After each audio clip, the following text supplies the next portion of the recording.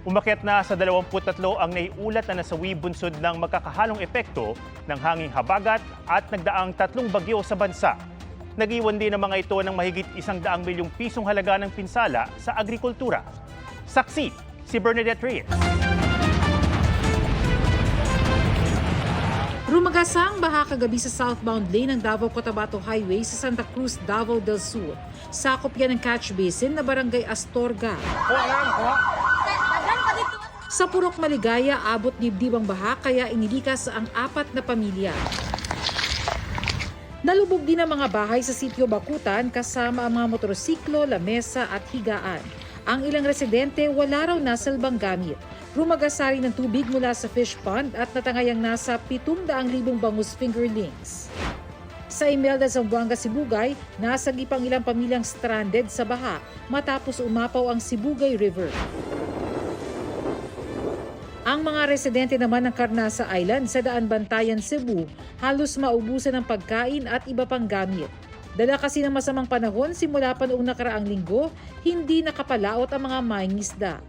Hirap ding makaalis ng isla ang mga residente. Sakay ng chopper na mahagi ng family packs ang Office of Civil Defense at DSWD Region 7 sa mahigit 800 pamilya. Sa Ulango Island naman sa Lapu-Lapu City, naibalik na ang supply ng kuryente na nawala noong linggo. Idineklara na ang state of calamity sa La Carlota City at bayan ng Hinigaran sa Negros Occidental at bayan ng San Vicente sa Palawan. Ayon sa pinakahuling tala ng NDRRMC, 23 na ang nasawi sa magkakasamang epekto ng hanging habagat at mga bagyong Ferdy, Hener at Helen. 13 ang sugatan at 15 ang nawawala. Nag-iwan din ang mga ito ng mahigit 107 milyong pisong pinsala sa agrikultura ayon sa Department of Agriculture. Pinakamalaki o halos 100 milyong piso dyan ay pinsala sa palay. Kasama ang nauna ng naapektuhan ng El Nino, aabot sa 425,000 metric tons ng bigas ang napinsala ngayong taon.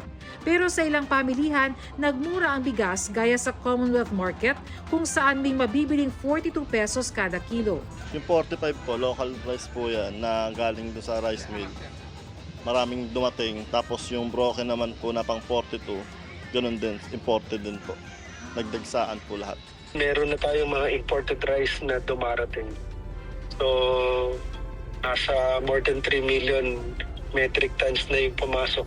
Para sa GMA Integrated News, Bernadette Reyes ang inyong saksi.